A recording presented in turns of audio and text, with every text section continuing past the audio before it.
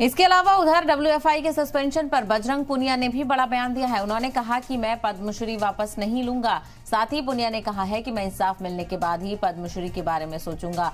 उन्होंने कहा कि बहन बेटियों की इज्जत से बड़ा कुछ भी नहीं है। तो एक तरफ साक्षी मलिक ने संन्यास की बात कही, तो दूसरी तरफ बजरंग पुनिया ने अपना पद्मश्री का अवार्ड वापस किया है। तो वहीं इसको लेकर बजरंग पुनिया ने कहा है कि वो पद्मश्री वापस नहीं लेंगे।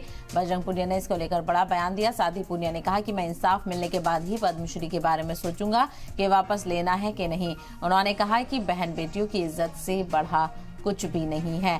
तो जो ये पूरा कुश्ती के जो तमाम तर खिलाड़ी हैं और उनके और साबिक सदर के बीच जो तनाज़ा था वो काफ़ी लंबा है। इसको लेकर काफ़ी जद्दोजहद पहलवानों ने की और अब चूंकि नया सदर मुंतखब होना था, उसको लेकर जब संजय सिंह का नाम सामने आया, चूंकि वो ब्रजभूषण शरण सिंह के करीबी थे, तो पहलवानों में खासा नाराजगी देखने को मिली और साक्षी मलिक ने कुश्ती त्यागने की बात कही। तो दूसरी तरफ बजरंग पुनिया ने अपना पद्मश्री अवार्ड भी लौटा दिया है।